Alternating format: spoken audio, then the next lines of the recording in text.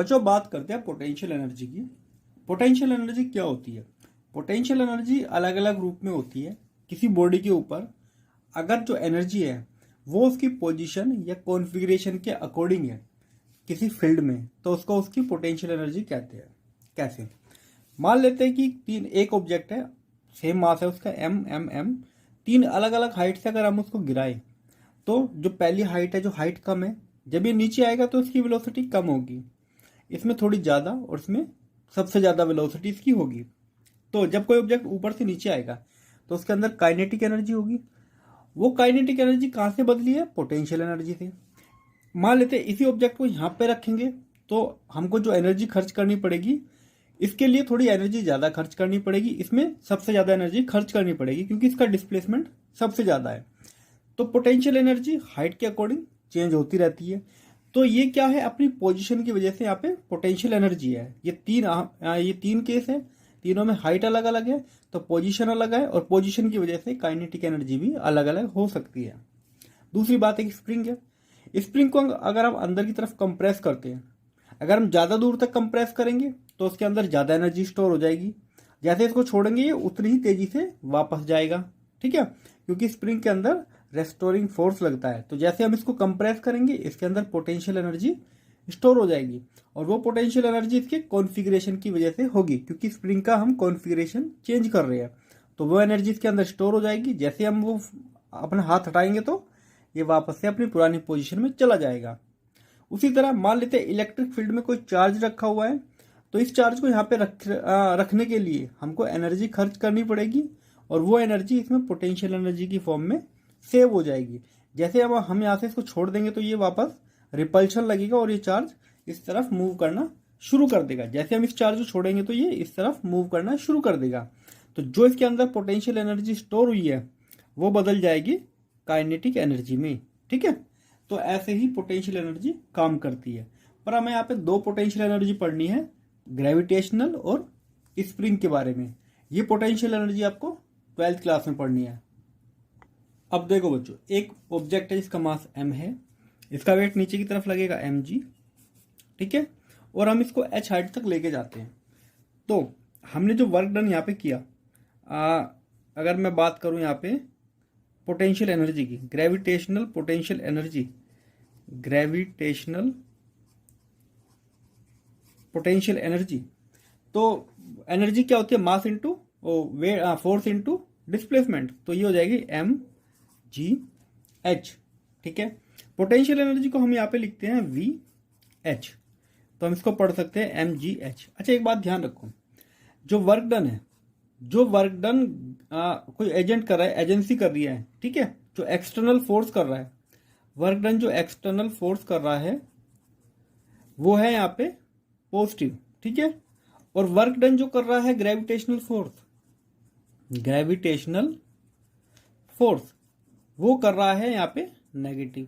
ठीक है, क्योंकि ग्रेविटेशनल फोर्स लग रहा है नीचे की तरफ, हम ऑब्जेक्ट को लेके जा रहे हैं ऊपर की तरफ। ठीक है, तो दोनों में 180 डिग्री का एंगल है, तो इसलिए वर्क डन आएगा नेगेटिव। वैसे उस चीज में नहीं जाना, बस ये समझो कि ग्रेविटेशनल पोटेंशियल एनर्जी होती है एम जी एच। अच्छा, दूसरी बात, एक रिलेशन याद रखना, जो फोर्स होता है, फोर्स की वैल्यू होती है चेंज इन पोटेंशियल एनर्जी। ठीक है, ये होती है इसकी एक रिलेशन। कहने का मतलब ये होता है जैसे जैसे आप ऊपर की तरफ जाओगे या पोटेंशियल एनर्जी क्या होगी? बढ़ती रहेगी, और जो लगने वाला फोर्स है वो कम होता रहेगा। जो ग्रेविटेशनल फोर्स है उसकी वैल्यू धीरे धीरे कम होती रहेगी। ठीक है, अच्छा मान लेते हैं हम इसको ऊपर से छोड़ देते हैं। ठीक, तो इसके अंदर एनर्जी कितना स्टोर हुई है यहाँ पे? mgh, और जब इसको छोड़ेंगे तो इसकी काइनेटिक एनर्जी होगी 1/2 mv²। तो पोटेंशियल एनर्जी सारी की सारी बदल जाएगी काइनेटिक एनर्जी में।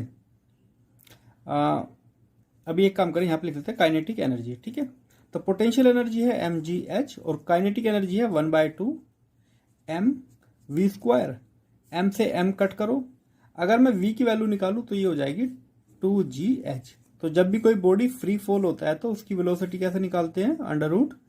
√2gh। अब देखो बच्चों, कुछ इंपॉर्टेंट पॉइंट याद रखो पोटेंशियल एनर्जी के। सबसे पहले तो ये कंजर्वेटिव फोर्स के लिए ही डिफाइंड होती है, नॉन कंजर्वेटिव फोर्स के लिए डिफाइंड नहीं होती, जैसे कि फ्रिक्शन या विस्कस फोर्स के लिए डिफाइन नहीं होती।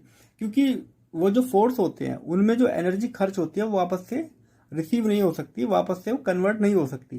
तो इसीलिए सिर्फ potential energy, gravitational potential energy, spring energy और इलेक्ट्रिक एनर्जी, इलेक्ट्रिक फील्ड के लिए ही होती है, इलेक्ट्रिक फोर्सेस के लिए ही डिफाइंड होती है। दूसरा, पोटेंशियल एनर्जी डिपेंड करती है फ्रेम ऑफ रेफरेंस। मान लेते कि अर्थ सरफेस यहाँ पे है और एक ऑब्जेक्ट रखा हुआ है h हाइट पे, तो इसकी पोटेंशियल एनर्जी हो गई mgh। ठीक है, अब अर्थ का सरफेस मान लेते हैं कि बहुत सी जगह ऐसी है जो थोड़ी गहरी है, तो इसके अकॉर्डिंग इसकी हाइट थोड़ी अलग है, तो इसके अकॉर्डिंग अलग होगी इसकी पोटेंशियल एनर्जी। तो ये फ्रेम ऑफ रेफरेंस पे भी डिपेंड करते हैं कि हम उसको कहाँ से कैलकुलेट कर रहे हैं। यहाँ से कैलकुलेट करोगे तो ये आ जाएगी, यहाँ से कैलकुलेट करोगे तो mgh2 आ जाएगी। ठीक है, तो ये चीज़ें भी ध्यान रखते हैं, वैसे इन चीज़ों की जरूरत नहीं पड़ेगी। दूसरी बात, एक बॉडी जो है वो मोशन में है, उसके अंदर हो सकता है पोटेंशियल एनर्जी हो या ना हो। मान लेते हैं कोई अगर गाड़ी है वो सिंपली काइनेटिक एनर्जी इसके अंदर है, ठीक है, काइनेटिक एनर्जी है, पर जरूरी नहीं कि इसके अंदर पोटेंशियल एनर्जी भी हो, क्योंकि ये एक सरफेस पे तो मूव कर रही है, ये सरफेस से ऊपर या नीचे तो जा नहीं रही है, तो इसके अंदर हो सकता है काइनेटिक एनर्जी ना हो। ठीक है, अब पढ़ते हैं स्प्रिंग एनर्जी। देखो बच्चों, potential energy of spring, spring की पोटेंशियल एनर्जी क्या होती है? जो एनर्जी एसोसिएट होती है स्प्रिंग के कंप्रेस होने से या उसके एक्सपैंड होने से, जो एनर्जी उसके अंदर स्टोर होती है उसी को हम पोटेंशियल एनर्जी ऑफ स्प्रिंग कहते हैं। अगर हम एक स्प्रिंग को कंप्रेस करेंगे तो इसके अंदर हमारी एनर्जी स्टोर हो जाएगी, जैसे हम इसको छोड़ेंगे वापस से अपनी पुरानी पोजीशन में आ जाएगा। उसी तरह हम स्प्रिंग को एक्सपैंड करेंगे, इसके अंदर हमारी एनर्जी स्टोर हो जाएगी, जैसे हम इसको छोड़ेंगे तो वापस से आ जाएगी। अच्छा, इसका प्रैक्टिकल एप्लीकेशन देखो, आपने खिलौने वाली वो देखी होगी चाबी वाली गाड़ी जो होती है, उसमें हम क्या करते हैं, चाबियां भरते हैं। चाबियां भरने से उसके अंदर एक सर्कुलर टाइप का स्प्रिंग होता है, वो टाइट हो जाता है, वो कंप्रेस हो जाता है। ठीक है, जैसे हम फिर गाड़ी को नीचे छोड़ देते हैं तो वो चलना शुरू करती है, वो जो स्प्रिंग होता है धीरे धीरे धीरे धीरे एक्सपैंड होना शुरू हो जाता है, खुलना शुरू हो जाता है। तो जो हमने इसके अंदर एनर्जी स्टोर की थी चाबी को भर के, वो धीरे धीरे रिलीज होती है, तो वो गाड़ी चलना शुरू हो जाती है। तो वही पोटेंशियल एनर्जी होती है। हम पहले पोटेंशियल एनर्जी देते हैं, फिर उस ऑब्जेक्ट को छोड़ेंगे तो वो अपनी फिर काइनेटिक एनर्जी में बदल जाता है। उसी तरह इस स्प्रिंग को जैसे हम कंप्रेस करेंगे, इसके अंदर एनर्जी स्टोर हो जाएगी। अच्छा, स्प्रिंग की क्या खास बात होती है, ये रेस्टोरिंग फोर्स अप्लाई करता है, और वो किस डायरेक्शन में, जिस भी डायरेक्शन में हम इसमें डिस्प्लेसमेंट करेंगे। अगर हम इसको कंप्रेस करेंगे तो ये फोर्स लगाएगा बाहर की तरफ, हमको अपने हाथों पे फोर्स महसूस होगा कि स्प्रिंग हमको धकेल रहा है पीछे की तरफ, तो फोर्स लगता है इस तरफ। अगर हम इस स्प्रिंग को एक्सपेंड करेंगे इस तरफ, तो हमको फोर्स महसूस होगा कि स्प्रिंग हमको अंदर की तरफ खींच रहा है।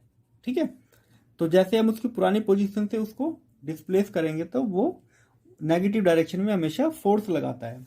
तो जो हुक लो है, इसी से बनता है हुक लो, हुक्स लो। उन्होंने क्या कहा था, जो रेस्टोरिंग फोर्स होता है, रेस्टोरिंग फोर्स, वो डायरेक्टली प्रोपोर्शनल होता है स्ट्रेच या कंप्रेशन। या तो हम स्ट्रेच करें और कंप्रेस करें, या कंप्रेशन। अब देखो बच्चों, रेस्टोरिंग फोर्स होता है माइनस के x, directly proportional x. Spring को जितना ज़्यादा कंप्रेस करोगे उतना ज़्यादा हमको अपने हाथों पे फोर्स महसूस होगा, या जितना ज़्यादा उसको खींचोगे उतना ज़्यादा हमको फोर्स महसूस होगा कि वो अंदर की तरफ हमको खींच रहा है। ठीक है, अब इसको साइन को हटा के हमने यहाँ पे एक लगाया सिंबल के। ठीक है, ये जो के होता है इसको हम कहते हैं स्प्रिंग कांस्टेंट, स्प्रिंग कांस्टेंट। ठीक है, अगर मैं यहाँ पे के की वैल्यू निकालूँ तो के को लिख सकते हैं -f डिवाइड बाय एक्स। अच्छा, के की यूनिट क्या हो जाएगी, न्यूटन पर मीटर। ठीक है, अच्छा ये हमको क्या बताता है, ये हमको स्टिफनेस बताता है, स्टिफनेस ऑफ स्प्रिंग। अगर देखो एक स्प्रिंग है, ठीक है, अगर उसमें 1 mm का हम कंप्रेस करें, 1 न्यूटन लगा के, मतलब कि 1 न्यूटन का फोर्स लगा के अगर हम उसमें 1 mm का कंप्रेस कर दे तो उसकी स्टिफनेस कितना हो जाएगी, 1 न्यूटन पर mm।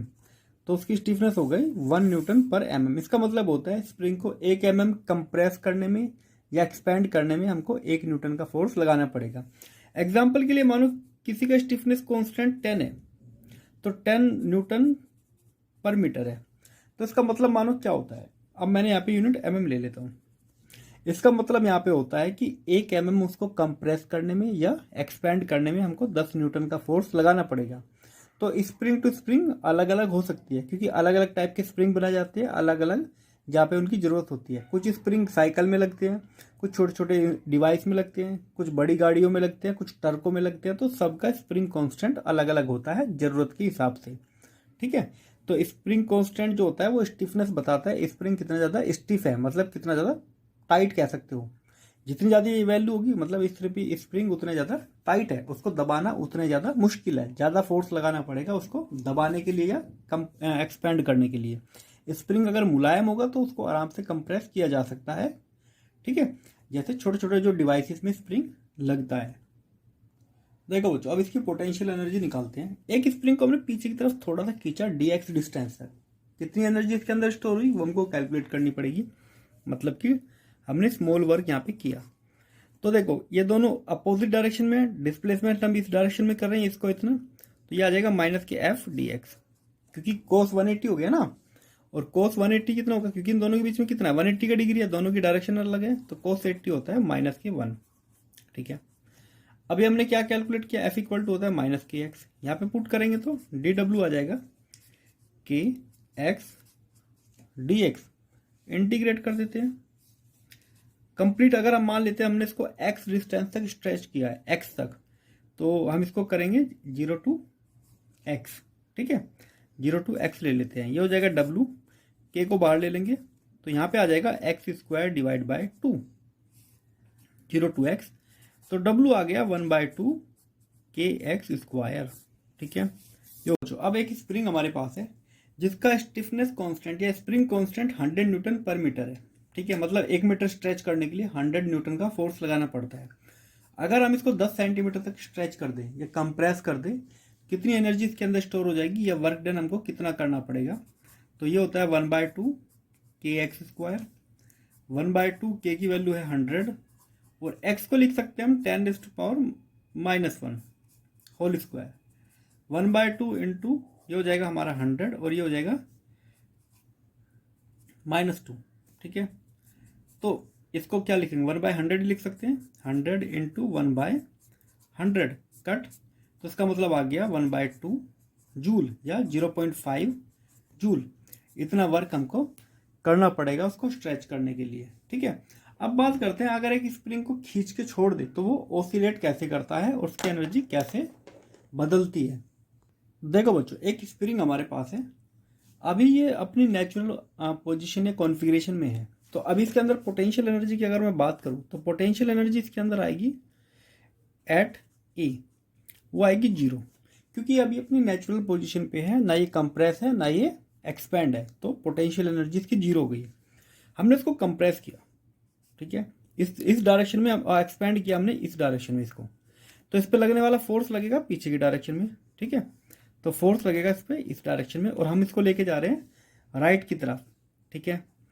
अब हमें बताना है कि इसके अंदर कितनी पोटेंशियल एनर्जी होगी। मान लेते हैं हम इसको x डिस्टेंस तक ले गए, तो पोटेंशियल एनर्जी एट b, तो वो हो जाएगी 1/2 kx², ठीक है। अब जैसे हम इसको यहाँ से छोड़ देते हैं तो ये जाएगा फिर अंदर की तरफ, और अंदर की तरफ जब ये जाएगा ये ए पे नहीं रुकेगा, जो इसके अंदर पोटेंशियल एनर्जी स्टोर हुई है वो धीरे धीरे काइनेटिक एनर्जी में बदलेगी, पर ये यहाँ पे आके एकदम से नहीं रुकेगा और आगे तक जाएगा। जितना ये आगे तक गया है उतना ये पीछे तक भी जाएगा। अगर ये x डिस्टेंस इधर गया है तो a से लेफ्ट में भी x डिस्टेंस तक जाएगा, c तक, ठीक है। तो पोटेंशियल एनर्जी एट c ये भी हो जाएगी 1/2 kx²। ऐसा इसलिए है कि काइनेटिक एनर्जी एकदम से पोटेंशियल एनर्जी में नहीं बदलती, वो धीरे धीरे बदलती है। तो यहाँ पे आने के बाद ये और तेजी से अंदर जाएगा, और जैसे जैसे स्प्रिंग की कंप्रेस होगा ये धीरे धीरे अपना रुक जाएगा, इसकी काइनेटिक एनर्जी बदल जाएगी सारी पोटेंशियल एनर्जी में। तो यहाँ पे हम कह सकते हैं कि जो पोटेंशियल एनर्जी में बदल गई है उसकी सारी काइनेटिक एनर्जी, ठीक है। इस केस में यहाँ पे थी इसमें पोटेंशियल एनर्जी। अब जैसे ये यहाँ पे पहुंचेगा, ठीक है, रुक जाएगा, फिर ये वापस से चलना शुरू होगा, फिर ये वापस इस तरफ जाएगा, तो इसकी पोटेंशियल एनर्जी फिर बदल जाएगी काइनेटिक एनर्जी में। अगर ये फ्रिक्शनलेस सरफेस है तो ये ऑसिलेट करता रहेगा काफ़ी, ठीक है। इसकी एनर्जी अगर लूज ना हुई तो ये इस ए पॉइंट के अक्रॉस ऑसिलेट करता रहेगा हमेशा, ठीक है। अब इसकी एनर्जी क्या होगा, पोटेंशियल एनर्जी बदल जाएगी काइनेटिक में, काइनेटिक बदलेगी पोटेंशियल में, तो ये चलता रहेगा। पोटेंशियल एनर्जी का बदलना काइनेटिक में, काइनेटिक का बदलना पोटेंशियल एनर्जी में, ठीक है। पर एक्चुअल में क्या होता है कि हर एक सरफेस में कुछ ना कुछ फ्रिक्शन होता है, तो ये कुछ टाइम बाद रुक जाएगा। अगर मैं इसका ग्राफ बनाऊं, अब देखो बच्चों, जैसे स्प्रिंग जो है हमारा, वो जब बी पे होगा तो बी पे उसके साथ काइनेटिक एनर्जी कितना है यहाँ पे 0, पर पोटेंशियल एनर्जी इस पॉइंट पे कितना है मैक्सिमम, तो टोटल एनर्जी उसके अंदर पोटेंशियल एनर्जी होगी। जैसे ही वो अंदर की तरफ आएगा तो उसकी पोटेंशियल एनर्जी धीरे धीरे कम होती जा रही है, पर काइनेटिक एनर्जी बढ़ती जा रही है, ठीक। तो जब वो ए पे आएगा, ए पे आते ही उसकी पोटेंशियल एनर्जी कितना हो गई 0, ये रेड वाला ग्राफ है, पर काइनेटिक एनर्जी पहुंच गई है मैक्सिमम एनर्जी पे, मतलब ए पॉइंट पर उसकी सारी पोटेंशियल एनर्जी काइनेटिक एनर्जी में बदल जाती है। फिर वो लेफ्ट की तरफ चलना शुरू करता है तो उसकी जो काइनेटिक एनर्जी है वो धीरे धीरे कम होगी, क्यों, क्योंकि स्प्रिंग अब कंप्रेस होना शुरू हो गया है और उसकी पोटेंशियल एनर्जी बढ़ती रहेगी, ठीक है। तो एक एनर्जी बढ़ेगी, एक कम होगी, वो अपने आप को प्रपोर्शन में एडजस्ट करती रहेगी। अब अगर मैं ए पॉइंट की बात करूं, ए पॉइंट पे सबसे ज़्यादा काइनेटिक एनर्जी है यहाँ पे, ठीक है। पोटेंशियल एनर्जी कितना है 0, और ये काइनेटिक एनर्जी इसको कहाँ से मिली है, यहाँ से। अगर टोटल काइनेटिक एनर्जी है और यहाँ पे टोटल पोटेंशियल एनर्जी है, तो अगर मैं एक रिलेशन याद रखूँ, अगर मैक्सिमम जो वेलोसिटी है इसकी ए पॉइंट पे, ए पे काफ़ी तेज़ी से वो पास होगा, वो सारी की सारी एनर्जी बराबर होगी पोटेंशियल एनर्जी ऑफ स्प्रिंग के। स्प्रिंग मैक्सिमम स्ट्रेच हुआ है तो maximum potential energy maximum kinetic energy में बदल जाएगी। कट कर देते हैं, तो अगर हम वेलोसिटी की बात करें तो m चला जाएगा इधर, k divide by M X M square, तो मैक्स वेलोसिटी आ जाएगी √k डिवाइड बाई एम, यहाँ पे आएगा एक्स एम, ठीक है। तो हम स्प्रिंग की वेलोसिटी कैलकुलेट कर सकते हैं ए पॉइंट पर कितना है, मीन कह सकते हैं या मैक्सिमम वेलोसिटी यहाँ पे कितना है। अब देखो बच्चों, हम टोटल एनर्जी देखते हैं, mechanical energy and it's conservation. Mechanical energy and it's conservation. Mechanical energy कैसे कंजर्वेशन में होती है, वो अपने आप को कैसे चेंज करती है काइनेटिक टू पोटेंशियल में। अब देखो बच्चों, अभी हमने वर्क एनर्जी थ्योरम से पढ़ा था, जो वर्क डन होता है वो होता है चेंज इन काइनेटिक एनर्जी, ठीक है, चेंज इन काइनेटिक एनर्जी। और चेंज इन काइनेटिक एनर्जी क्या होती है, या वर्क क्या होता है, फोर्स, ठीक है, मल्टीप्लाई डिस्प्लेसमेंट, कितना बॉडी के अंदर डिस्प्लेसमेंट हुआ है। और हमने अभी क्या देखा था, अभी हमने देखा था जो पोटेंशियल एनर्जी होती है, चेंज इन पोटेंशियल एनर्जी होती है फोर्स इनटू डिस्प्लेसमेंट, ठीक है, पोटेंशियल एनर्जी ये होती है। अगर हम इन दोनों को ऐड करें, ये हमारी काइनेटिक एनर्जी है, पोटेंशियल एनर्जी, इन दोनों को ऐड करें, या इस माइनस साइन को दले जाए और दोनों को ऐड करें, तो kinetic energy plus potential energy इधर आ जाएगा 0, ठीक है।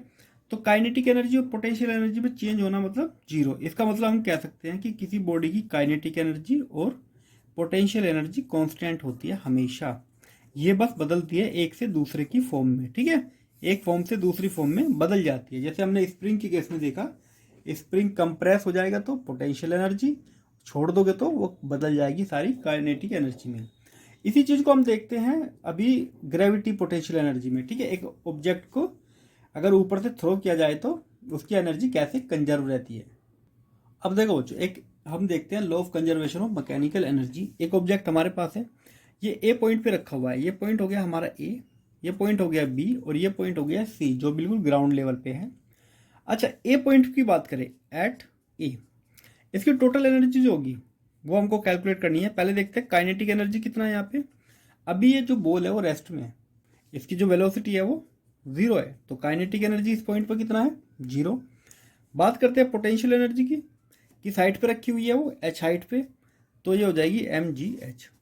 तो टोटल एनर्जी कितना हो गई, इन दोनों को ऐड करना है तो 0 + mgh, तो हमारी टोटल एनर्जी हो गई इसकी mgh, ठीक है। बी पॉइंट की बात करते हैं, एट बी। अब बी पॉइंट पे पहले तो हमें देखना है कि इस पॉइंट पर इसकी वेलोसिटी कितना होगी। यहाँ तो 0 है, यहाँ पे वेलोसिटी v है, कितना डिस्टेंस इसने कवर किया है x। जब कोई बॉडी फ्री फॉल में होती है तो उसकी एनर्जी कितना होती है √2g, जो भी डिस्टेंस उसने कवर किया, तो यहाँ पे आ जाएगा x। ठीक है, ये इसकी वेलोसिटी हो गई। बात करता हूं मैं इसकी काइनेटिक एनर्जी की। इस पॉइंट पे 1/2 m, जो कि इसका मास ही है, ठीक है, v², इसका स्क्वायर करेंगे तो आ जाएगा 2gx। तो 2 से 2 काट दिया, यहाँ पे हो जाएगा mgx। बात करता हूं मैं पोटेंशियल एनर्जी की।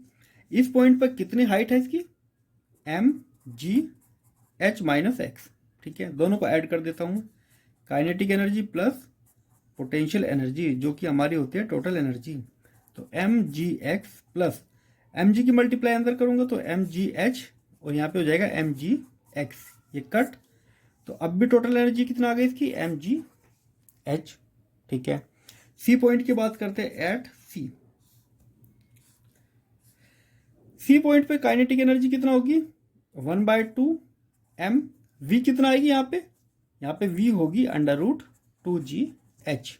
तो इसका स्क्वायर करेंगे तो 2gh हो जाएगी mgh। और पोटेंशियल एनर्जी कितना होगी, क्योंकि यहाँ तो हाइट 0 है, तो mg0 मतलब कि 0। तो टोटल एनर्जी कितनी हो जाएगी mgh। अब देखो यहाँ पे भी एनर्जी कितना थी mgh, यहाँ पे कितना है mgh, और यहाँ पे भी कितना है mgh। इसी को कहते हैं एनर्जी कंजर्वेशन। एनर्जी एक फॉर्म से दूसरी फॉर्म में तो बदलेगी, पर टोटल एनर्जी हमेशा कांस्टेंट रहेगी। ठीक है, इसी को लॉ ऑफ कंजर्वेशन कहते हैं। एनर्जी को सिर्फ हम कन्वर्ट कर सकते हैं, और उसके हजारों एप्लीकेशन आप देख सकते हो। करंट एनर्जी को बदल सकते हैं हीट एनर्जी में, लाइट एनर्जी में। ठीक है, और हम हमारे घरों में जितने भी अप्लायंसेस चलते हैं, तो वो करंट एनर्जी को बदल दे रहे हैं सारे इलेक्ट्रिक एनर्जी को बाकी चीज़ों में। और इलेक्ट्रिक एनर्जी कहाँ से बनाई जाती है, वो भी कई तरीक़ों से बनाई जाती है। हीट से बनाई जाती है, पानी को गर्म करके। ठीक है, न्यूक्लियर से बनाई जाती है, सोलर से बनाती है, विंड पावर यूज़ करते हैं। बहुत सारी चीज़ों से एनर्जी को बनाया जा सकता है। तो कन्वर्जन हम करते हैं हमेशा। तो इस केस में क्या हुआ, एनर्जी हमेशा कांस्टेंट बनी रही। अब देखो ये ग्राफ आप देख सकते हो। अगर हम ऊपर की तरफ जाएंगे, या पोजीशन जैसे ऊपर से नीचे की तरफ आ रही है, तो डिस्टेंस बढ़ती जा रही है, तो पोटेंशियल एनर्जी डिक्लाइन हो रही है। उसी तरह काइनेटिक एनर्जी बढ़ती जा रही है। ठीक है, पर हमेशा टोटल एनर्जी से ज़्यादा एनर्जी नहीं हो सकती। हमेशा हर पॉइंट पर एनर्जी जो है, एनर्जी का सम टोटल एनर्जी के बराबर ही होगा। ठीक है, कहीं पे भी ऐड करोगे इन दोनों को, किसी भी पॉइंट पे, अगर इस पॉइंट पे ऐड करोगे तो ये हो गई हमारी काइनेटिक एनर्जी, और ये हो गई पोटेंशियल एनर्जी। ठीक है, इस पूरी को ऐड करोगे तो टोटल एनर्जी के बराबर ही हमारी वैल्यू आएगी। ठीक है बच्चों, अब हम पढ़ते हैं the principle of conservation of energy. Energy का कंजर्वेशन क्या होता है। देखो बच्चों, इस नेचर के अंदर हम इंसानों ने सिर्फ एनर्जी को ट्रांसफॉर्म करना सीखा है। हम कोई भी एनर्जी ना तो प्रोड्यूस कर सकते हैं, ना उसको डिस्ट्रॉय कर सकते हैं। हमने अब तक क्या सीखा है, एनर्जी को ट्रांसफॉर्म करना। जैसे सिंपल एग्जांपल लेते हैं, गाड़ी में हम पेट्रोल डाल देते हैं। पेट्रोल क्या है, केमिकल, तो उसके अंदर केमिकल एनर्जी है। और जैसे ही पेट्रोल जलना शुरू करेगा, गाड़ी चलना शुरू करेगी, तो जो केमिकल एनर्जी है वो बदल जाएगी काइनेटिक एनर्जी में। ठीक है, और गाड़ी के चलने से क्या होगा, इंजन भी गर्म होता है, तो हीट एनर्जी भी वेस्ट होती रहती है। तो एक जो एनर्जी है वो बदल जाती है अलग अलग टाइप की एनर्जी में, चाहे वो केमिकल एनर्जी हो, या मैकेनिकल, या थर्मल एनर्जी हो, अलग अलग टाइप से होती है। हम जो खाना खाते हैं वो केमिकल होता है, मतलब खाने के अंदर से केमिकल निकलते हैं, ग्लूकोज निकलता है, और भी बहुत सारी चीजें होती हैं। वो हमारा शरीर क्या करता है, उसको बदल देता है मैकेनिकल एनर्जी में, जो हम अपना रोजमर्रा काम करते हैं। हमारा ब्रेन काम करता है किस पे, इलेक्ट्रिक सिग्नल पे, तो वही एनर्जी बदल जाती है इलेक्ट्रिक की फॉर्म में। तो एनर्जी हमेशा कंजर्व रहती है, किसी भी सिस्टम की टोटल एनर्जी हमेशा कांस्टेंट रहती है। जैसे समझो ये एक आइसोलेटेड सिस्टम है। आइसोलेटेड का मतलब होता है ना तो इससे कोई एनर्जी बाहर जाएगी, ना बाहर से एनर्जी इसके अंदर आएगी। जो भी मटेरियल इसके अंदर रखा है वो ही टोटल एनर्जी उसके अंदर रहेगी। ना इससे कोई मास बाहर ट्रांसफर होगा, ना अंदर कोई मास आएगा। तो ये समझो कि ये जो बॉक्स है इसके अंदर जो भी है वो बाहर की दुनिया से डिस्कनेक्ट हो गया है, आइसोलेट हो गया। जैसे कोविड में आइसोलेट कर देते थे ना, उसी टाइप से। अब एक बॉल जो है, मान लेते ये नीचे की तरफ आती है, तो जो इसके अंदर पोटेंशियल एनर्जी थी, जैसे ही इसे टकराएगी, टकराने के बाद क्या होगा, ये बॉल वापस से फिर ऊपर की तरफ जाएगी। इसकी अंदर साउंड भी निकलेगा, जैसे टकराएगी साउंड भी आएगा। तो अगर हम इसकी सारी एनर्जी को कैलकुलेट करें तो टोटल एनर्जी जो पहले थी, जो इसके अंदर मान लेते हैं कितनी एनर्जी थी पहले, पोटेंशियल एनर्जी mgh, बाद में सारी एनर्जी को कंबाइंड करके ऐड करोगे तो जितनी वैल्यू इसकी आई है उतनी वैल्यू ही आएगी। सारी एनर्जी को अगर कैलकुलेट करें, जैसे साउंड एनर्जी हो गई, हीट एनर्जी हो गई, वेलोसिटी हो गई, सब कुछ, ठीक है। तो एनर्जी को सिर्फ ट्रांसफॉर्म कर सकते हैं वन फॉर्म टू अनदर। अब इसके ऊपर हम जो पढ़ेंगे कोलिजन के बारे में पढ़ेंगे, ठीक है। हमारे सिलेबस में कोलिजन है तो उसको हम देखते हैं। देखो बच्चों, कोलिजन का मतलब होता है टकराना, दो ऑब्जेक्ट का टकराना। अब जो टकराते हैं दो ऑब्जेक्ट, वो दो टाइप से हो सकते हैं, इलास्टिक कोलिजन और in elastic collision. Elastic collision कैसा होता है, ये समझो कि एक रबर की बॉल है, उसका ऊपर से नीचे छोड़ोगे, फ्लोर से टकराएगी, थोड़ी सी कंप्रेस हो जाएगी, पर वापस से वो अपनी ओरिजिनल शेप में आ जाती है। तो वहां पे जो एनर्जी पहले कंप्रेस करने में उसको खर्च हुई थी, वो वापस से बाहर रिलीज हो जाती है और वो बॉल अपनी ओरिजिनल शेप में आ जाती है। जैसे कोई स्प्रिंग होता है, स्प्रिंग को कंप्रेस करते हैं और जैसे उसको छोड़ देते हैं तो वो अपनी ओरिजिनल शेप में आ जाता है। सेम उसी टाइप का कोलिजन है, जैसे कि रबर बॉल को आपने नीचे ड्रॉप किया और वापस से वो आ जाती है। ऐसे कोलिजन में काइनेटिक एनर्जी का लॉस नहीं होता, ये ध्यान रखो। हम जो ये कोलिजन पढ़ रहे हैं ये आइसोलेटेड सिस्टम के लिए पढ़ रहे हैं, ठीक है। तो इसमें ना तो कोई काइनेटिक एनर्जी लॉस होती है, ना इसमें लीनियर मोमेंटम चेंज होता है। जो टोटल मोमेंटम शुरू में था वही टोटल मोमेंटम बाद में भी रहेगा। कैसे, हम आगे पढ़ेंगे। जो टोटल एनर्जी है, सिस्टम की टोटल एनर्जी कांस्टेंट बनी रहेगी, कंजर्व रहेगी हमेशा। इसमें जो फोर्स इन्वॉल्व होगा वो हो सकता है कंजर्वेटिव फोर्स हो, पूरे है कि वो कंजर्वेटिव ही होगा, क्योंकि नॉन कंजर्वेटिव में जो एनर्जी एक बार लूज हो जाती है वो वापस से रिसीव नहीं हो पाती। तो जैसे अभी हमने एग्जांपल पढ़ा था कि एक बॉल को अगर हम ऊपर से छोड़े तो उसमें जो फोर्स लगता है वो ग्रेविटेशनल फोर्स होता है, और ग्रेविटेशनल फोर्स क्या होता है, कंजर्वेटिव फोर्स। जैसे कोलिजन बिटवीन एटम एंड सब एटॉमिक पार्टिकल, इसमें क्या होता है, जो कोलिजन होता है वो इलेक्ट्रिक फोर्स यहाँ पे आता है। इलेक्ट्रिक फोर्स भी कंजर्वेटिव फोर्स है। दूसरा एग्जांपल वो भी लिख सकते हो कि एक बॉल को जैसे हम ड्रॉप करेंगे तो वो वापस से आ जाएगी, ठीक है। इनइलास्टिक कोलिजन में क्या होता है, इसमें कुछ काइनेटिक एनर्जी लॉस हो जाती है किसी दूसरी फॉर्म में, साउंड में हो सकती है, टेम्परेचर में हो सकती है, वो हम आगे देखेंगे। इसका जो लीनियर मोमेंटम होता है, जो टोटल मोमेंटम, इसका भी कांस्टेंट रहता है, ठीक है। जो मोमेंटम शुरू में था वही बाद में भी रहता है। इसमें जो एनर्जी होती है, टोटल एनर्जी कंजर्व होती है, मतलब टोटल एनर्जी जितनी है वो तो हमेशा रहती है आइसोलेटेड सिस्टम की। हाँ, एनर्जी बदल जाती है इसमें, कुछ काइनेटिक एनर्जी जो है वो बदल के कुछ दूसरी में बदल सकती है, जैसे साउंड या हीट। इसमें जो फोर्स इन्वॉल्व हो सकता है वो हो सकता है नॉन कंजर्वेटिव हो, उसका नेचर नॉन कंजर्वेटिव हो सकता है, फ्रिक्शन हो सकता है, ठीक है। या मान लेते हैं कि दो ऑब्जेक्ट आपस में टकराए और उनमें से एक ऑब्जेक्ट या दोनों आपस में थोड़ा थोड़ा डिफॉर्म हो गए, ठीक है, वो कंप्रेस हो गए। जो कंप्रेस होने में एनर्जी खर्च हुई है तो वो तो वापस नहीं आएगी। जैसे दो गाड़ियां आपस में रोड पे टकरा जाती है तो गाड़ियां क्या होती है, आगे से कंप्रेस हो जाती है जहां पे भी इम्पैक्ट होता है। अब वो जो इम्पैक्ट करने में एनर्जी खर्च हुई है वो वापस थोड़ी आएगी, ठीक है। जैसे बॉल क्या होती है, कंप्रेस होने के बाद वापस से ओरिजिनल शेप में आ जाती है।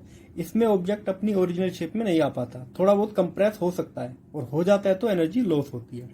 या समझो मीटेओराइट कोलाइड विद अर्थ, अर्थ के ऊपर मीटेओराइट आते रहते हैं, ठीक है। जैसे वो अर्थ से टकराएंगे तो वो क्या हो जाएंगे, टूट जाते हैं, और टूटने की वजह से क्या होता है, उनके अंदर साउंड भी निकलती है, लाइट भी निकलती है, हीट भी निकलती है, तो वो सारी एनर्जी लॉस हो जाती है, ठीक है। अब पढ़ते हैं वन डायमेंशनल इलास्टिक कोलिजन। अब देखो बच्चों, कोलिजन से पहले हम कोफिशिएंट ऑफ रेस्टिट्यूशन पढ़ते हैं, इसको ई से डिनोट करते हैं। इसका क्या मतलब होता है, दो ऑब्जेक्ट है ए और बी, अलग अलग वेलोसिटी है u1 और u2, ठीक है। इनिशियल को u से डिनोट करते हैं, ये दोनों टकरा जाते हैं, कोलिजन हो गया। बिफोर कोलिजन, टकराने से पहले, ये टकराने के बाद, और टकराते टाइम फिर इनकी वेलोसिटी बदल जाती है, बदलेगी ही, इसकी v1 हो जाती है, इसकी v2 हो जाती है। अब देखो बच्चों, हमें क्या करना है, जो ये रेस्टिट्यूशन होता है ये हमको बताता है कि वो किस रिलेटिव वेलोसिटी से सेपरेट हो रहे हैं, वो डिवाइड बाय किस स्पीड से वो एक दूसरे के पास आ रहे थे, ठीक है। ये इसके पास आ रहा है, मान लेते u1 ग्रेटर देन है u2, क्योंकि ये ज्यादा तेज है तो ये आगे ही तो टकराएगा तभी तो, अगर ये तेज ना हो तो फिर टकराएगा कैसे। तो यहाँ पे मान के चलो जो u1 है वो ग्रेटर देन है u2 से, ठीक। अब ये बताता है कि टकराने के बाद उनकी वेलोसिटी में कितना डिफरेंस है, डिवाइड बाय उनकी वेलोसिटी में शुरू में कितना डिफरेंस था, रिलेटिव वेलोसिटी कितनी थी। तो रिलेटिव वेलोसिटी 1 की 2 के रेस्पेक्ट में देखेंगे तो 1 माइनस 2 करेंगे, तो इससे डिवाइड करना है हमको, इसको रिलेटिव वेलोसिटी सेपरेशन, कितने ये स्पीड से सेपरेट हो रहे हैं, तो ये क्योंकि तेज चलेगा तो V2 माइनस V1, ठीक है, इसको कहते हैं कोफिशिएंट ऑफ रेस्टिट्यूशन। अब देखो बच्चों, अगर परफेक्ट इलास्टिक है, अगर कोलिजन जो है परफेक्ट इलास्टिक है, दोनों ऑब्जेक्ट थोड़ा बहुत अगर कंप्रेस होने के बाद अपनी ओरिजिनल शेप में आ जाते हैं, तो ई की वैल्यू जो है 1 है। इसका मतलब क्या होगा कि जिस वेलोसिटी से ये इसके पास आ रहा था, टकराने के बाद वही रिलेटिव वेलोसिटी से ये एक दूसरे से दूर भी होंगे। अगर मान लेते ये जो इनकी स्पीड यहाँ पे 5 है, मान लेते 5 मीटर पर सेकेंड, ठीक है, इनकी रिलेटिव वेलोसिटी 5 है, तो टकराने के बाद भी रिलेटिव वेलोसिटी जो सेपरेशन है वो 5 ही रहेगी, ठीक है, तो दोनों सेम रहेगी। दूसरा, अगर परफेक्ट इनइलास्टिक है, परफेक्ट इनइलास्टिक होने का मतलब ये दोनों ऑब्जेक्ट चिपक गए एक दूसरे के ऊपर और दोनों फिर एक ही वेलोसिटी से जा रही है, ठीक है, सेपरेट ही नहीं हो रहे, तो वेलोसिटी ऑफ सेपरेशन तो 0 हो गया ना, क्योंकि दोनों स्टिक हो गए, और स्टिक हो जाएंगे तो ऊपर वाला जो न्यूमरेटर है 0, तो इसका मतलब ओवरऑल वैल्यू 0। पर कोई भी कोलिजन ना तो परफेक्ट इलास्टिक होता है ना परफेक्ट इनइलास्टिक होता है। आप रबर बॉल को अगर ऊपर से छोड़ भी दोगे तो वो अपनी पुरानी हाइट को गेन नहीं करेगी, थोड़ी बहुत कम जरूर हो जाएगी, क्योंकि जब बॉल नीचे गिरती है तो साउंड भी उसके अंदर से निकलती है, साउंड की आवाज भी आती है, ठीक है, और फ्रिक्शन भी होता है, एयर फ्रिक्शन भी होता है। अगर वैसे करोगे तो नहीं आती, वो अपनी पुरानी हाइट पे नहीं आएगी। तो जो सभी कोलिजन होते हैं वो उनकी जो कोफिशिएंट ऑफ रेस्टिट्यूशन है वो 0 से 1 के बीच में होता है, ठीक है। अब पढ़ते हैं इसके फॉर्मूले। अब देखो बच्चों, ये हमारे पास है एक ऑब्जेक्ट ए हो गया, बी हो गया, दोनों टकराए, टकराने के बाद अलग अलग वेलोसिटी से चलना शुरू किया, ठीक है, इसकी वेलोसिटी ज्यादा है तभी तो जाके टकराएगा ये। अब हमें इसको कैलकुलेट करना है।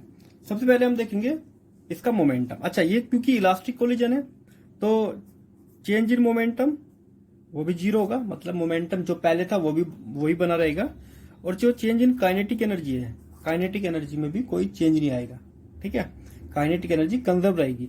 जो टोटल काइनेटिक एनर्जी इधर है वही इधर मिलेगी, ठीक है। कैसे अभी देखते हैं।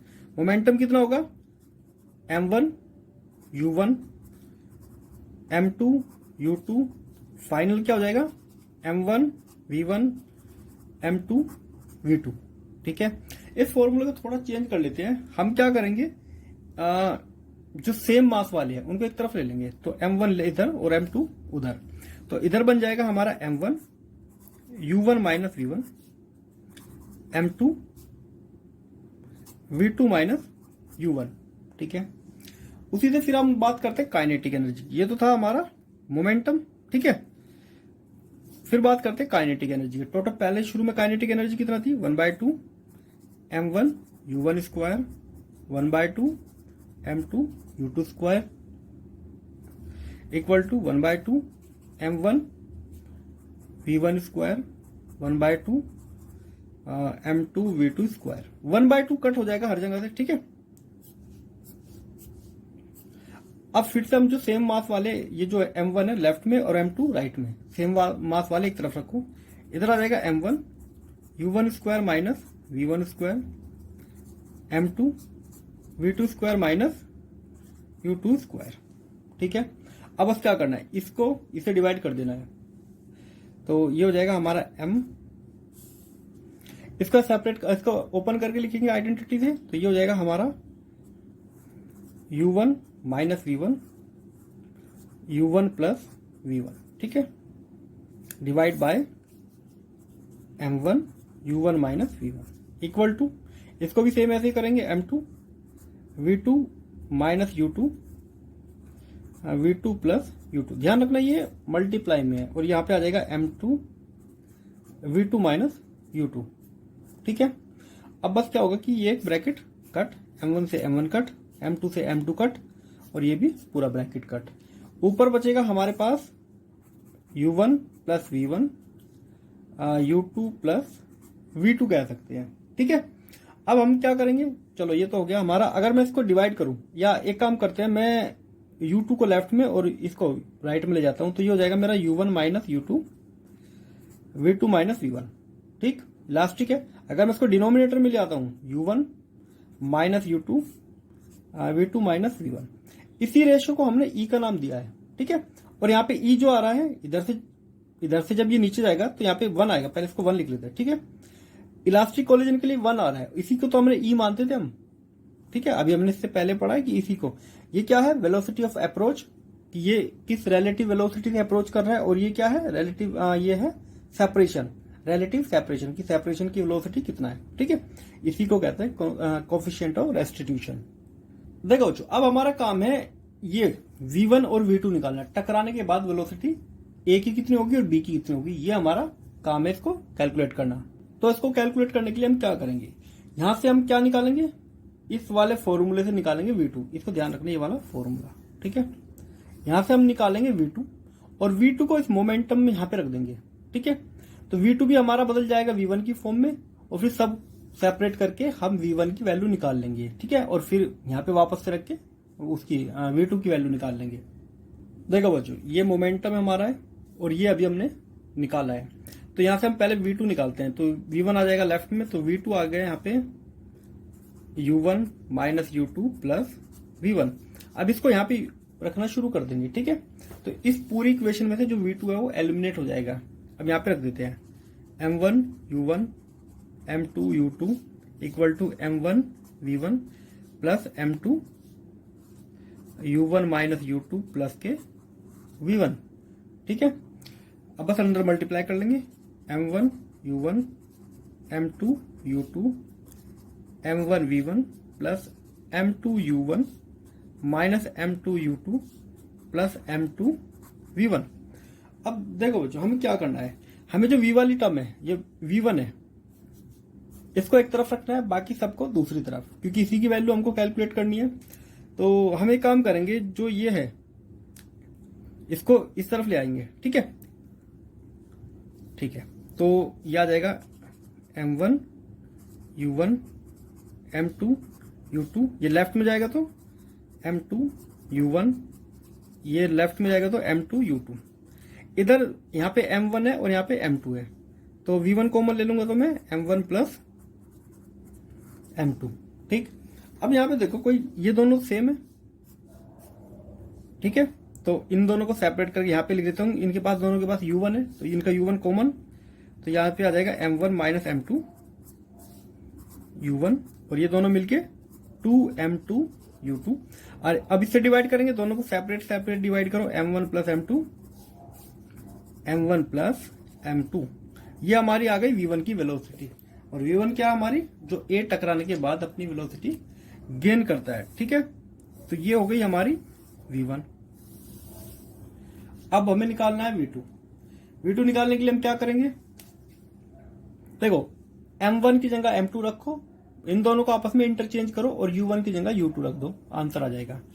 तो v2 आ जाएगा हमारा, यहाँ पे आएगा m2 माइनस m1, बाहर आएगा u2, नीचे m1 प्लस m2 सेम रहेगा, प्लस यहाँ पे m1 और यहाँ पे u1, 2m1 u1 m1 plus m2। बस हो गया हमारा काम, ठीक है। तो ये आ गई हमारी v2 टकराने के बाद। अब इसके कुछ स्पेशल केसेस है, वो हम देखते हैं। अगर मास को इक्वल करे या एक मास को बड़ा ले ले, छोटा ले ले, तब वेलोसिटी पे क्या इम्पैक्ट पड़ता है, वो हम देखते हैं। अब देखो बच्चों, पहला केस क्या आता है, मान लेते दोनों का मास इक्वल है, मान लेते दोनों सेम मास के हैं, m1 mm हमने मास माना। तो अब हम कैलकुलेट करेंगे v1 और v2। v1 निकालने के लिए यहाँ पे रखेंगे, जब दोनों मास सेम है तो ये वाली टर्म तो पूरी जीरो हो जाएगी। दोनों मास को ऐड करेंगे तो 2m आ जाएगा, ऊपर भी 2m, 2m से 2m कैंसिल, तो आ जाएगा यहाँ पे ये। तो v1 जो कैलकुलेट करेंगे हम, क्या आएगा हमारा, ये वाली टर्म तो कैंसिल, 2m u2, यहाँ पे भी हो जाएगा 2m कट। तो मतलब v1 जो आ रही है वो आ रही है u2, ठीक। v2 निकाल लेते हैं, सेम वो चीज यहाँ पे रखेंगे, ये वाली टर्म पूरी कैंसिल, और सेम यहाँ पे इससे डिनोमिनेटर कट हो जाएगा, क्योंकि दोनों यहाँ पे 2m आएगा, ऊपर भी 2m, तो u1। तो यहाँ पे देखो वेलोसिटी एक्सचेंज हो गई है, जो यहाँ पे u1 a की थी वो अब किसकी हो गई है, इसकी, ठीक है। मान लेते एग्जाम्पल के लिए, मान लेते हैं इसकी स्पीड थी 5 और इसकी थी 3, ठीक है, 3 मीटर पर सेकेंड। तो टकराने के बाद इसकी जो वेलोसिटी है वो ये वाली हो जाएगी और इसकी ये वाली हो जाएगी, इंटरचेंज, ये चलेगा फिर 3 मीटर पर सेकंड से और ये 5 मीटर पर सेकंड से। वही तो है यहाँ पे जो u1 है, u1 की वैल्यू v2 के बराबर है, v2 और u1। तो अपनी ये वेलोसिटी एक दूसरे को ट्रांसफर कर देते हैं, ठीक है। देखो बच्चों, अगर मान लेते हैं जो हमारा सेकंड वाला ऑब्जेक्ट है, बी ऑब्जेक्ट है, वो रेस्ट में है और पीछे से आगे ये टकरा जाता है। टकराने के बाद वेलोसिटी v1 और v2 हो जाती है, वो हमको कैलकुलेट करनी है कैसे।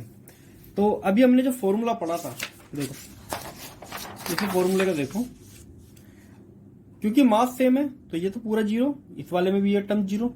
अब क्योंकि u2 जीरो है तो ये वाली टर्म भी जीरो हो जाएगी। तो यहाँ पे v1 कितना आएगा, अगर मैं इसको कैलकुलेट करूंगा तो यहाँ पे v1 की वैल्यू कितना आ रही है, 0। ठीक है, तो v1 आ गया 0, मतलब कि ये कोई वेलोसिटी नहीं होगी, ये जो ऑब्जेक्ट है रेस्ट में आएगा, मतलब ये जाके टकराएगा। अब ये तो रेस्ट में आ गया, ये चलना शुरू कर देगा और इसकी वेलोसिटी कितना होगी, अभी देखते हैं v2। देखो मास तो सेम है तो ये वाली टर्म तो पूरी खत्म। हाँ, यहाँ पे दोनों का मास सेम है तो 2m से 2m कट गया, ऊपर बचेगा सिर्फ u1। तो v2 हो जाएगी हमारी u1। ठीक है, होगा कैसे, मान लेते हैं 5 की स्पीड से आ रहा था ये और ये तो रेस्ट में था। टकराने के बाद ये रुक जाएगा और ये 5 की स्पीड से चलना शुरू कर देगा। ठीक है, ये रेस्ट में आ जाएगा। ठीक है, जैसे बच्चे कंचे खेलते थे ना पहले, जो भी स्ट्राइक करते थे जब उनके मार्बल, तो क्या होता था, टकराने वाला रुक जाता था और जो दूसरे वाला है वो उसी स्पीड से आगे चलना शुरू कर देता था। ठीक है, अब आते हैं थर्ड केस पे। देखो बच्चों, थर्ड केस क्या कहता है, जो m2 है वो काफी बड़ा है और रेस्ट में है। मान लो कि बहुत बड़ी चट्टान है, जाके उसमें कोई अगर अपनी साइकिल उसमें कोलाइड कर दे, ठोक दे, तो क्या होगा वो हमको देखना है। ठीक है, ऑब्जेक्ट ये तो चल नॉर्मल साइज है, ये काफी बड़ा साइज है। तो अब यहाँ पे क्या होगा, हमको निकालनी है v1 टकराने के बाद। अब मैंने बीच वाला स्टेप यहाँ पे हटा दिया है, ये सिर्फ टकराने के बाद है, आफ्टर कोलिजन। ठीक है, ये बिफोर कोलिजन है।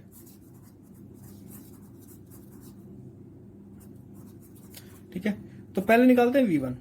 अब मास का डिफरेंस है, ऊपर क्या आता है m1 माइनस m2। ठीक है, और नीचे आता है m1 प्लस m2। मैं नॉर्मल फॉर्मूला लिख रहा हूं यहाँ पे। तो बाहर आता है हमारा, ठीक है, u1 प्लस यहाँ पे आएगा 2 m2 u2 और नीचे total mass m1 plus m2। ये है ओरिजिनल फॉर्मूला, वैल्यू रखते हैं। अब देखो m1 को नेग्लेक्ट कर देंगे बिल्कुल, क्योंकि काफी छोटा मास है तो उसको नेग्लेक्ट कर देते हैं। तो इसमें अगर a को m1 को 0 मान ले इसके कंपैरेटिवली, तो यहाँ पे क्या बनेगा फॉर्मूला, v1 माइनस m2 और नीचे ये भी 0 हो जाएगा तो m2 u1 प्लस, क्योंकि रेस्ट में था तो ये वाली टर्म हो जाएगी 0। अब ये कट गया तो v1 हो जाएगा हमारा माइनस u1। कहने का मतलब ये है, ये जिस स्पीड से टकराएगा उसी से वापस चला जाएगा। ठीक है, तो u1 इस तरफ आ जाएगी, जो v1 है इसकी वो हो जाएगी u1। ठीक है, टकराएगा वापस आ जाएगा उसी स्पीड से। ठीक है, जैसे हम बॉल है, बॉल को फ्लोर पे फेंकते हैं, फ्लोर तो बहुत बड़ा है, तो क्या होती है बॉल उसी डायरेक्शन में, नेगेटिव डायरेक्शन में उसी स्पीड से आ जाती है। ठीक है, तो यहाँ पे था ये। अब तीसरी बात आती है, अगर टारगेट जो टकरा रहा है ये काफी ही छोटा है, तब क्या होगा, इसको रिवर्स करते हैं, मतलब कि इस मास को काफी छोटा कर देते हैं, टारगेट मास है ना, इसको काफी नेग्लेक्ट कर देते हैं, तब क्या होगा वो हमको देखना है। अब देखो बच्चों, ये मास जो है एक तो रेस्ट में है और ये काफी स्मॉल है, तो m2 जो है काफी स्मॉल है, m1 थोड़ा लार्ज मास है। तो यहाँ पे अब की बार m2 को नेग्लेक्ट कर देंगे, तो जो हमारा फॉर्मूला है ये आ गया। तो इसको पहले हम v1 निकालेंगे। अब क्योंकि यहाँ पे m2 जो है, m2 को नेग्लेक्ट करना है तो ऊपर m1 बचेगा, यहाँ पे भी m1 कट हो जाएगा, तो यहाँ से मिलेगा हमको u1। और क्योंकि u2 रेस्ट में है, जो सेकंड बॉडी है टारगेट बॉडी रेस्ट में, तो ये वाली टर्म बिल्कुल खत्म हो जाएगी, तो v1 आ जाएगा u1। तो इसकी जो वेलोसिटी है तो हमारा v1 आ जाएगा u1। दूसरी बात, अब निकालनी है हमको v2 के लिए। देखो ये वाली टर्म तो 0 हो जाएगी क्योंकि u2 0, पूरी टर्म खत्म। अब m1 जो है, m1 कितना है, m1 थोड़ा लार्ज मास है, m2 को हमको एलिमिनेट कर देना है, तो m से m कट जाएगा पर यहाँ पे 2 बना रहेगा, तो यह आ जाएगा 2u1। तो हमारी v2 आ जाएगी 2u1। ठीक है, डबल। एग्जाम्पल के लिए मानो ये स्पीड जो है, अगर ये 10 मीटर पर सेकंड है, तो टकराने के बाद ये तो हो जाएगी 10 ही रहेगी, 10 मीटर पर सेकंड, पर ये 20 मीटर पर सेकंड से जाएगी। ठीक है, तो यहाँ पे ऐसा नहीं होगा कि ये 10 जो है ये 10 ही रहेगा फॉर्मूले के अकॉर्डिंग। ठीक है, क्योंकि इसका मोमेंटम भी ज्यादा है। ठीक है बच्चों, ये तो हो गया इनइलास्टिक कोलिजन। इलास्टिक कोलिजन अब करते हैं इनइलास्टिक कोलिजन।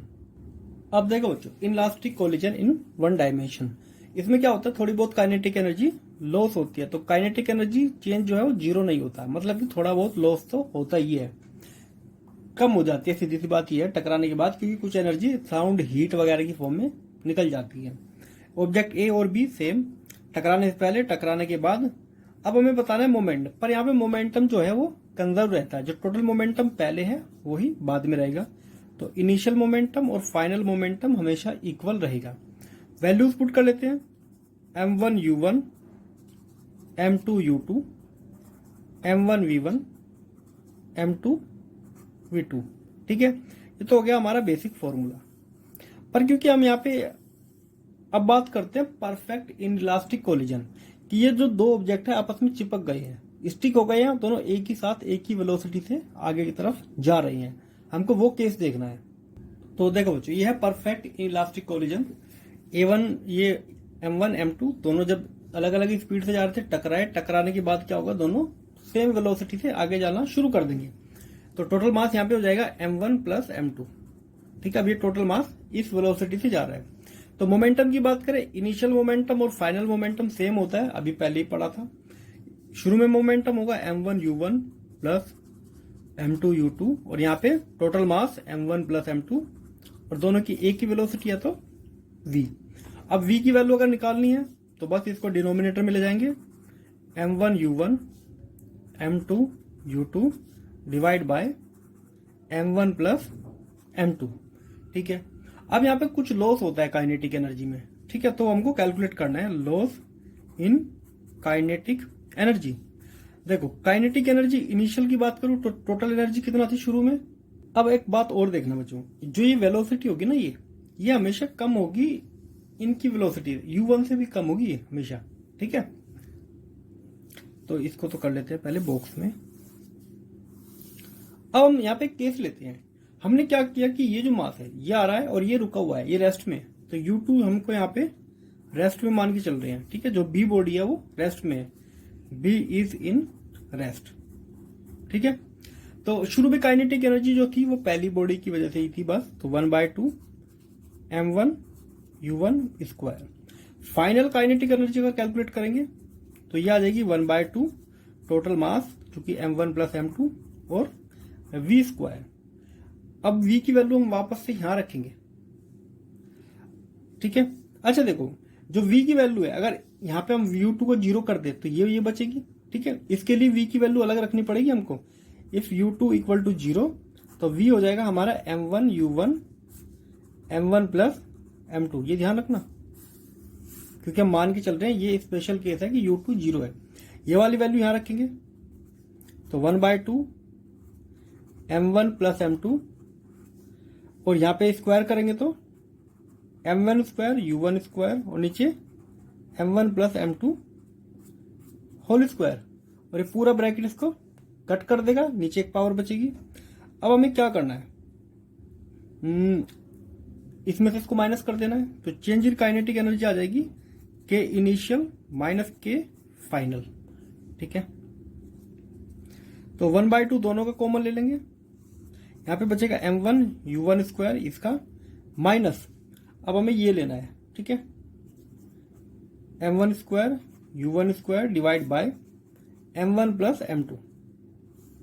ठीक, m1 ये जो क्वांटिटी है बाहर ले लेंगे, इसमें से m1 और u1 स्क्वायर बाहर ले लेंगे, तो ये आ जाएगा 1/2 m1 u1 स्क्वायर, यहाँ पे बचेगा 1 और यहाँ पे सिर्फ m1, तो m1 divide by m1 plus m2। ठीक, थोड़ा और नीचे आते हैं, बस एक लास्ट स्टेप बचा है। देखो, अब इसकी मल्टीप्लाई इधर करेंगे तो m1 plus m2 minus m1, तो ये m1 जो है कट जाएगा, ऊपर सिर्फ और सिर्फ m2 बचेगा। तो जो हमारी चेंज इन काइनेटिक एनर्जी आएगी 1/2 m1 u1 स्क्वायर, और जो ब्रैकेट है जब इसकी मल्टीप्लाई इधर कर इसको माइनस करेंगे तो सिर्फ m2 आएगा नीचे, m1 plus m2, m1 plus m2। ठीक है, बस इसको हम बस लिख लेते हैं। अब चेंज इन काइनेटिक एनर्जी होगी 1/2 m1 m2 u1 square divide by m1 plus m2। तो ये बनेगा हमारा फॉर्मूला। ठीक है, मैं यहां पे भी लिख देता हूं इसी फॉर्मूले को। जो चेंज इन काइनेटिक एनर्जी है हमारी वो है 1/2 m1 m2 u1 स्क्वायर और m1 प्लस m2। ठीक है, ये बना हमारा फॉर्मूला। कितना काइनेटिक एनर्जी लॉस हो जाएगी अलग अलग फॉर्म में। अब आते हैं टू डायमेंशनल पे, कि जो मोशन है वो टू डायमेंशनल है और वहां पे कोलिजन मतलब टू डायमेंशनल मोशन में पहले इलास्टिक और फिर इन इलास्टिक। देखो बच्चों, बात है टू डायमेंशनल पे। दो डायमेंशनल में कोलिजन कैसे होता है? एक बॉडी m1 है, u1 स्पीड से आ रही है और आके b में टकरा जाती है। इसकी वेलोसिटी कितना थी? u2। टकराने के बाद क्या होता है कि दोनों अलग अलग एंगल पे डिफ्लेक्ट हो जाते हैं और ये जाता है जो हमारा पहले वाला है इस तरफ और सेकंड वाला इस तरफ। थीटा को कहते हैं एंगल ऑफ स्कैटरिंग और इसको कहते हैं एंगल ऑफ रिकॉइल। ठीक है, अच्छा एक बात और याद रखना, वो चलो मैं बाद में बताता हूँ।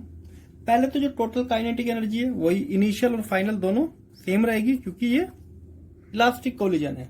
ठीक है, तो फॉर्मूला हमारा हो जाएगा वही 1/2 m1 u1 square m2 u2 square. पर अब हमें यहाँ पे देखना पड़ेगा।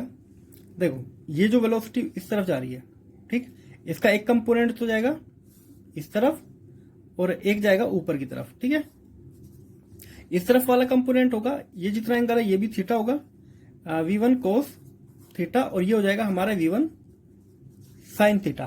ठीक, उसी तरह इसका एक कंपोनेंट, एक तो कंपोनेंट जाएगा इसका नीचे की तरफ, ठीक है, और एक कंपोनेंट जाएगा हॉरिजॉन्टल। हॉरिजॉन्टल जाएगा तो ये एंगल भी कितना हो जाएगा? अगर मैं इस एंगल की बात करूं फाई जो यहाँ पे है, तो ये हो जाएगा v2 कोस फाई और ये हो जाएगा v2 साइन फाई। ठीक, अब फाइनल काइनेटिक एनर्जी जो निकलेगी, अगर हम वैसे तो टोटल जो निकालोगे 1/2 m1 v1 square 1/2 m2 v2 square. Energy के लिए तो हमको यही वाली वेलोसिटी देखनी है। ठीक, जब मोमेंटम कैलकुलेट करेंगे उसके लिए हमको क्या चाहिए? डायरेक्शन का इंपॉर्टेंस है। ठीक है, एनर्जी तो जो ये शुरू में ये थी 1/2 m1 u1, इसकी थी 1/2 m2 u2 स्क्वायर।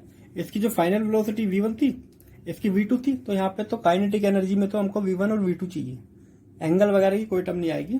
ठीक, बात करते हैं मोमेंटम की। मोमेंटम करेंगे पहले x डायरेक्शन में, इन x डायरेक्शन। तो x डायरेक्शन में जो मोमेंटम इनिशियल और फाइनल सेम ही रहना चाहिए। अब देखो इनिशियल मोमेंटम हो जाएगा m1 u1 plus m2 u2। Final की बात करते हैं और x डायरेक्शन में दोनों को ऐड करना पड़ेगा। तो m1 v1 cos theta m2 v2 cos phi, ये वाला एंगल लेना पड़ेगा। ठीक है, दूसरी बात करते हैं इन y डायरेक्शन, कि दो डायरेक्शन में मोशन है। तो शुरू में y डायरेक्शन में कोई भी मोशन नहीं थी, तो शुरू का मोमेंटम कितना आएगा? 0, क्योंकि ऑब्जेक्ट पहले x डायरेक्शन में ही जा रही थी। अब v डायरेक्शन में ये जा रही है ऊपर की तरफ और ये जा रहा है नीचे की तरफ, तो मोमेंटम कितना हो गया? m1 v1 sine theta. ये नेगेटिव डायरेक्शन में तो m2 v2 साइन फाई। ठीक है, ये याद रखना। अब हमें यहाँ पे एक स्पेशल केस देखना है कि ये एंगल जो होते हैं कितने होते हैं। ठीक है, उसी के बारे में हमको देखना है। देखो दोस्तों, अब करते हैं स्पेशल केस। स्पेशल केस में हमने क्या माना? u1 को u मान लिया है और जो सेकंड ऑब्जेक्ट है उसकी वेलोसिटी हमने 0 मानी और दोनों का मास इक्वल है।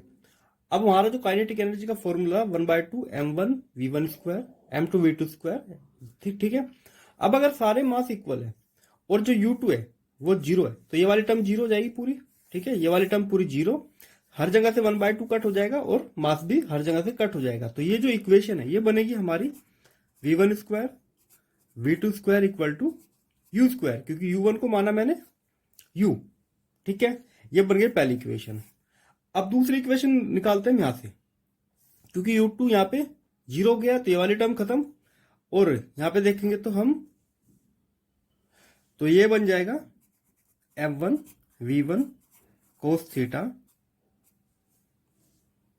देखो बच्चों मास तो सेम ही है, तो m2 की जगह भी मैं m1 ही रख लेता हूं, m1 v2 cos phi. m1 u1 की जगह मैंने लिखा है u। ठीक है, हर जगह से मास हो जाएगा कैंसिल, तो ये आ जाएगा v1 cos theta plus v2 cos phi equal to u। अब ये वाली वैल्यू मुझे पहली इक्वेशन में रख देनी है, यहाँ पे u की जगह ये पूरी वैल्यू स्क्वायर करके लिख देनी है। तो ये आ जाएगा मेरा v1 square v2 square equal to v1 cos theta plus v2 cos phi whole square. इसको ओपन करेंगे फॉर्मूले से, v1 square plus v2 square, तो v1 square cos square theta plus v2 square cos square phi plus 2 v1 v2 cos theta cos phi. ठीक, अब इन दोनों term को left में ले जाएंगे, और लेफ्ट में जब ये जाएगा लेफ्ट में तो v1 स्क्वायर है, यहाँ पे v1 स्क्वायर है, तो v1 कॉमन ले लेंगे, तो ये हो जाएगा मेरा 1 minus cos square theta. Same इसके साथ करेंगे, इसको लेफ्ट में लेके जाएंगे और v2 स्क्वायर को बाहर रखेंगे, तो 1 minus cos square phi. Right side में हो जाएगा 2v1 v2 cos theta cos phi. ये होता है साइन स्क्वायर के बराबर। ठीक है, तो इसको लिखेंगे हम v1 square sine square theta v2 square sine square phi 2v1 v2 cos theta cos phi. ठीक है, अब हमें क्या करना है, इस फॉर्मूले को ध्यान दो। अगर मैं इसको राइट साइड ले जाऊं, ठीक है, इस फॉर्मूले को अगर मैं राइट साइड लेके जाऊं तो ये वाला फॉर्मूला बनेगा मेरा m1 v1 sine theta equal to, अच्छा m2 की जगह m1 रखना है, v2 साइन फाई, ये कट। तो यहां से मुझको अगर मैं एक को कन्वर्ट करूं दूसरे में, जैसे कि मैं फाई को मान सकता हूं, इसको ये मान सकता हूं। अब देखो जो ये वाली वैल्यू है इसकी जगह ये वैल्यू आ जाएगी। ठीक है, तो ये हो जाएगा मेरा v1 square sine square theta, इसको v2 साइन फाई को हम क्या लिख सकते हैं, v1 साइन, तो स्क्वायर है तो v1 square sine square theta equal to 2v1 v2 cos theta cos phi. अब हमारी इक्वेशन बन जाती है ये, दोनों सेम थे तो मैंने दोनों को ऐड करके लिख दिया है। अच्छा, अब आते हैं अपने अगले स्टेप पे। अब यहाँ पे कुछ चीजें कट हो जाएंगी, जैसे कि 2 से मैंने 2 को काट दिया है, v1 कट हो गया है, और दूसरा हमको cos थीटा की वैल्यू चाहिए, तो बाकी जो भी टर्म है वो लेफ्ट में चली जाएंगी। तो एक तरफ आएगा हमारा cos थीटा, तो यहाँ पे ऊपर v1 साइन स्क्वायर थीटा, नीचे जाएगा v2 और cos फाई। ठीक, ये हो गया हमारा। अब एक फॉर्मूला हमने पढ़ा है cos थीटा प्लस फाई। अगर cos दो एंगल के साथ यहाँ पे एंगल प्लस होते हैं तो इसको लिख सकते हैं cos theta plus cos phi minus sine theta sine phi. ठीक है, ये ट्रिग्नोमेट्री का फंक्शन होता है। अब हमें क्या करना है, हमें थीटा की वैल्यू, ये जो पूरी वैल्यू यहाँ पे रख लेनी है। ठीक है, अच्छा ये मल्टीप्लाई में, ठीक है, तो ये हो जाएगा हमारा v1 sine square theta v2 cos phi, और एक cos फाई यहाँ पे मल्टीप्लाई में cos फाई माइनस, और यहाँ पे हम क्या करेंगे, साइन फाई की जगह इस वाले रिलेशन को यूज करेगा, ये आ जाएगा लेफ्ट में, तो यहाँ पे लिखेंगे sine theta multiply v1 v2, और यहाँ पे हो जाएगा कितना, साइन थीटा। ठीक है, अब देखो इससे फाई कैंसिल, यहाँ पे हो जाएगा साइन स्क्वायर, तो v1 v2 sign square theta minus v1 v2 sign square theta, दोनों सेम आ गई तो वैल्यू हो जाएगी 0। इसका मतलब cos थीटा प्लस फाई, ये कितना आ रही है, 0। इसका मतलब थीटा प्लस फाई, इसकी वैल्यू कितना होनी चाहिए, 90 होनी चाहिए, और यही हमको प्रूव करना था।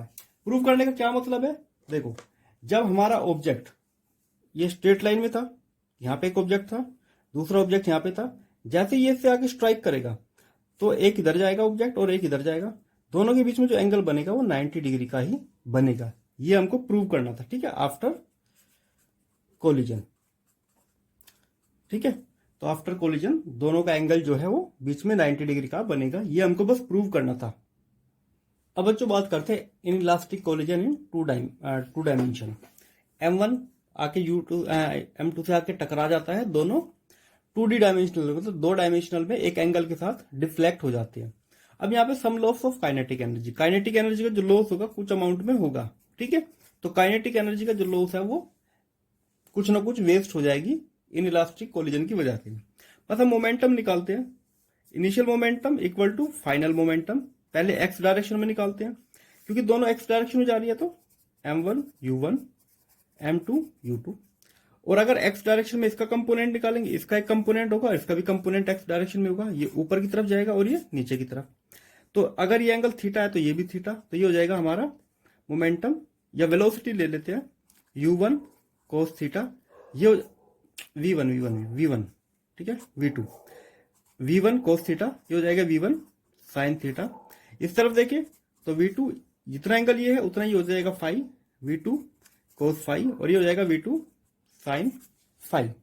ठीक है, तो एक्स डायरेक्शन में जो है दोनों को लिखना पड़ेगा। m1 इसके साथ इसकी वेलोसिटी मल्टीप्लाई हो जाएगी, m1 v1 cos theta plus m2 v2 cos phi. ये तो हो गया एक्स डायरेक्शन का। अगर मैं वाई डायरेक्शन में लिखूं, वाई डायरेक्शन में इनिशियल मोमेंटम था 0, फाइनल की बात करें तो m1 और इसकी velocity m1 v1 sin theta, ये नेगेटिव में है क्योंकि नीचे की तरफ वेलोसिटी है, तो m2 v2 sin फाई। ये हो गया वाई डायरेक्शन में, सेम पिछले वाले की तरह है। ठीक है, अब बात करते हैं परफेक्ट इनइलास्टिक कोलिजन, जब दोनों बॉडी एक साथ एक ही वेलोसिटी से मूव करेगी। अब देखो बच्चों, परफेक्ट इनइलास्टिक कोलिजन इन 2 डायमेंशन। m1 मास जो है m2 मास से आके टकरा जाता है, m2 जो है हमने रेस्ट में माना है। अब ये एक एंगल से आके टकराता है जो एंगल थीटा है। अब दोनों ही क्या होगा, स्टिक हो जाएंगे, चिपक जाएंगे एक दूसरे से, और सेम वेलोसिटी v से आगे की तरफ बढ़ेंगे, जो एंगल बनाते हैं फाई है। अब हमें पहले निकालना है मोमेंटम, क्योंकि इनइलास्टिक हो या इलास्टिक हो, जो इनिशियल मोमेंट है वो फाइनल मोमेंट के इक्वल होता है। यहाँ पे काइनेटिक एनर्जी का लॉस होगा, पर उसको हमको नहीं देखना, हमको सिर्फ मोमेंटम देखना है। तो पहले इनिशियल मोमेंटम सिर्फ इस बॉडी का है, मास इनटू वेलोसिटी, और ये किस एंगल पे आ रही है वो हमको देखना है।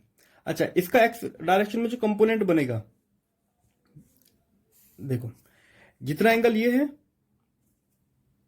देखो बच्चों एंगल हम ये वाला मानते हैं, ठीक है, ये हो गया थीटा, ये नहीं मानेंगे, ये मानेंगे। जितना एंगल ये है उतना एंगल ये भी हो जाएगा थीटा, क्योंकि अल्टरनेट एंगल हो गए, जेड बन गया ना, यहाँ पे पैरेलल साइन है, पैरेलल लाइन है, तो ये कंपोनेंट हो जाएगा हमारा u1 cos थीटा, और उसका जो नीचे की तरफ कंपोनेंट बनेगा वो बनेगा u1 sin थीटा। ठीक है, ठीक है, तो इनिशियल मोमेंटम हो जाएगा हमारा एक्स डायरेक्शन में, पहले एक्स को लेते हैं हम। ठीक है, तो m1 u1 cos थीटा, ये बोल तो रेस्ट में है तो इसका कोई मोमेंटम नहीं होगा, और जब साथ में मोमेंटम देखेंगे तो अच्छा ये इस तरफ जा रही है।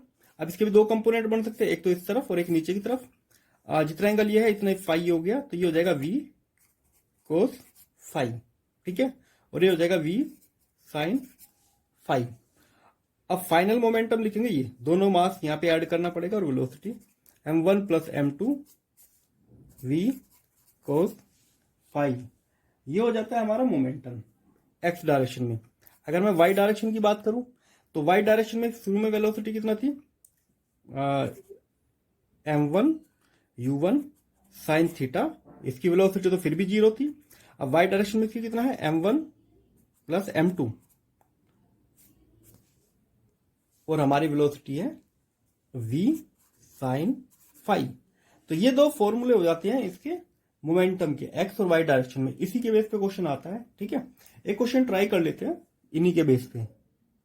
देखो बच्चों क्वेश्चन क्या है, एक ऑब्जेक्ट है m1 मास है, और मास दिया हुआ है इसका, हमें मास नहीं दे रखा है। ठीक है, बस ये कहा है कि दोनों बॉल आइडेंटिकल है। आइडेंटिकल होने का मतलब है दोनों का मास जो है सेम है, वैल्यू हमको नहीं दे रखी है। अब ये बॉल आगे से टकरा जाती है, और दोनों जो है 30 डिग्री का एंगल एक्स एक्सिस से बना के डिफ्लेक्ट हो जाती है। तो v1 और v2 निकालनी है आफ्टर कोलिजन, इनकी वेलोसिटी कितना है वो हमको कैलकुलेट करनी है। 2 डायमेंशन में यहाँ पे हुआ है कोलिजन, तो 2 डायमेंशन की फॉर्मूला लगाएंगे। शुरुआत कैसे करेंगे, मोमेंटम से। पहले देखते हैं एक्स डायरेक्शन के अंदर मोमेंटम। इनिशियल मोमेंटम होता है फाइनल मोमेंटम के, इनिशियल मोमेंटम सिर्फ इसी का था, तो m1 इसकी जो वेलोसिटी है वो हो गई 9। ठीक, इसका कोई मोमेंटम नहीं है क्योंकि इसकी स्पीड है 0। फाइनल मोमेंटम की बात करते हैं, m2 और m1 तो सेम ही है, जैसे ये डिफ्लेक्ट हुई इस तरफ, तो देखो इसका एक्स डायरेक्शन में स्पीड कितना होगी, यहाँ पे ये एंगल 30, तो ये भी 30, तो ये हो जाएगा v1 cos 30। उसी तरह इसकी देखेंगे तो ये भी हो जाएगा 30, तो ये हो जाएगी v2 कोस 30। ये वाली स्पीड हो जाएगी v2 साइन 30 और इसकी ऊपर की तरफ हो जाएगी v2 साइन v1 साइन 30। ठीक है, हम ले रहे हैं एक्स डायरेक्शन में, तो इन दोनों वेलोसिटी को ऐड करना है और इनका मास जो है m1 और m2 सेम है, तो मैं दोनों का मास m1 ही मान लेता हूं। ठीक, तो यहां पे आएगा m1 v1 कोस 30 प्लस m1 v2 कोस 30। सोल्व कर लेंगे। अच्छा, मास से तो हर जगह से मास कट हो जाएगा, यहां पे बचेगा 9। कोस 30 कितना होता है √3/2 प्लस v2 ये भी हो जाएगा √3/2। तो दोनों वैल्यूज को हम क्या करेंगे, उस तरफ लेके चले जाएंगे। तो अगर मैं √3/2 कॉमन ले लेता हूं तो v1 plus v2 equal to 9 उधर जाएगा, तो v1 प्लस v2 हो जाएगा हमारा 9 इंटू 2 √3। ये हो गई पहली इक्वेशन। ठीक है, अब लेते हैं वाई डायरेक्शन में हम अपना मोमेंटम। वाई डायरेक्शन में इधर मोमेंटम कितना है, इनिशियल इक्वल टू फाइनल 0, क्योंकि वाई डायरेक्शन में कोई भी वेलोसिटी नहीं है। इसकी बात करते हैं, इसका मोमेंटम ऊपर है और उसका नीचे की तरफ है, तो इसके में साइन नेगेटिव हो जाएगा। तो ये हो जाएगा m1 v1 साइन 30 होता है 1/2 माइनस m1 v2 और साइन 30 ये भी होता है 1/2।